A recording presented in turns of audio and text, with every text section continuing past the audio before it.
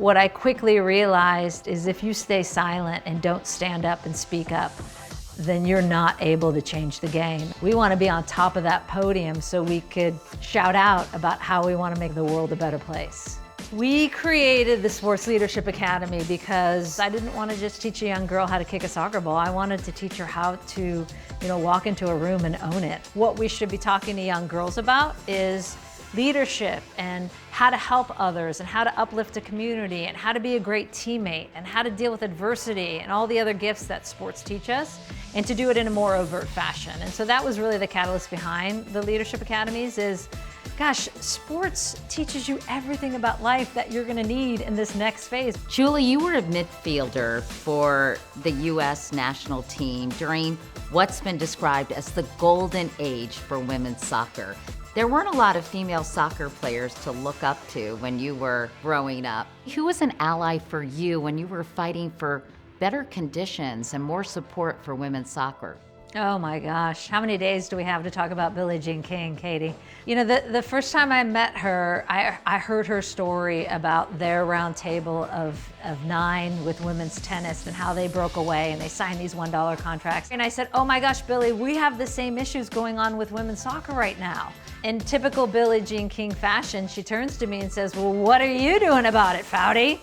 In her roaring voice, she's like, you have the power. And I was blown away. You seem like a natural-born leader in so many ways. Was it always a part of you?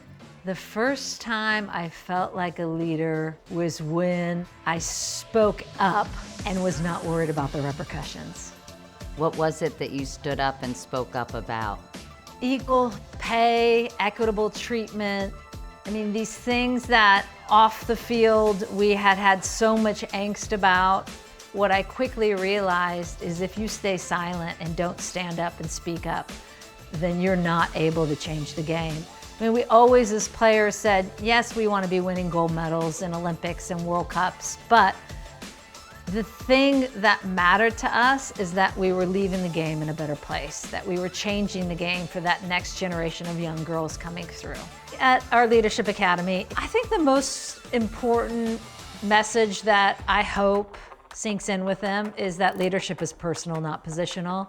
I think we grow up as women thinking, oh, I need to be in a position of power. Our message is you just need to be you, gloriously you. A typical day at our Leadership Academy is they play whatever sport. We do various sports, so they play on the field for a couple hours in their various sport.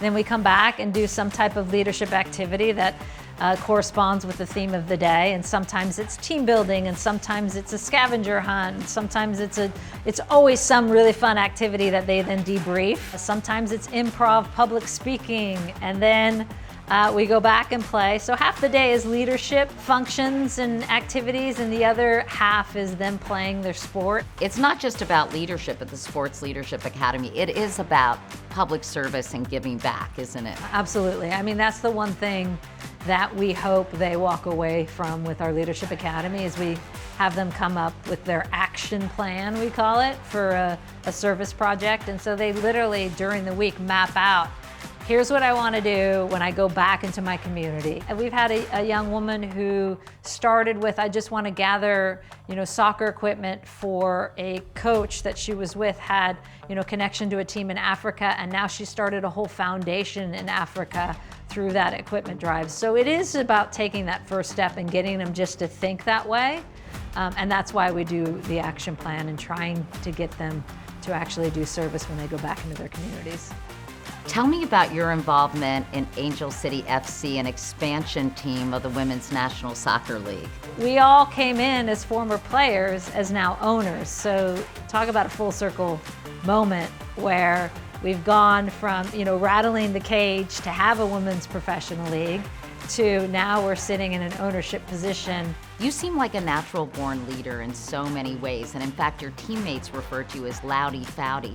Where did that confidence come from? Was it always a part of you?